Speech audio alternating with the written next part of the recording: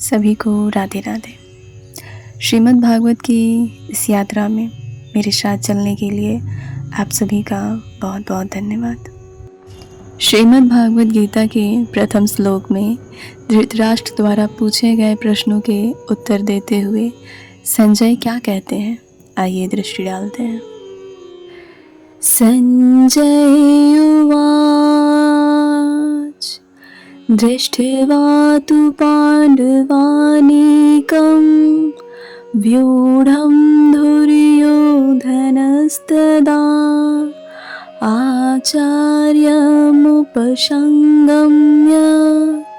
राजा वचनमब्रवीत्।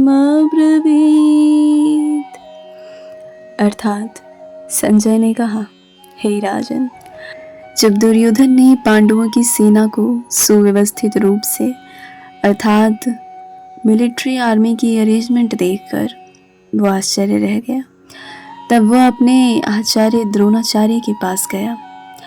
इस श्लोक में संजय ने धृतराष्ट्र को कुरुक्षेत्र में जो भी हो रहा था वो आंखों देखा हाल बता रहे थे। जी हाँ, संजय को दिव्य दृष्टि प्राप्त थी।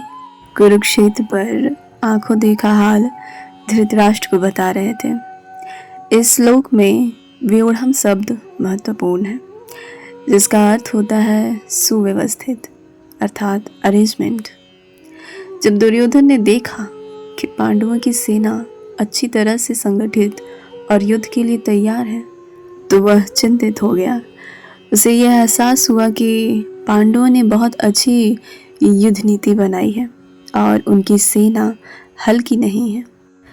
इस श्लोक से यह स्पष्ट होता है कि युद्ध के आरंभ में ही दुर्योधन के मन में डर और असुरक्षा आ गई थी। उसे विश्वास था कि कौरव की सेना बहुत बड़ी है, लेकिन पांडवों की रणनीति और नेतृत्व देखकर वह घबरा गया। इस श्लोक से हमें यह सीख मिलती है कि संगठित और व्यवस्थित तैयारी सफलता की कुंजी होती है। पांडवों की सेना संख्या बल में छोटी अवश्य थी, लेकिन उनकी तैयारी मजबूत थी, जिससे दुर्योधन घबरा गया। दूसरा यह सीख मिलती है कि असुरक्षित मन अस्थिर हो जाता है।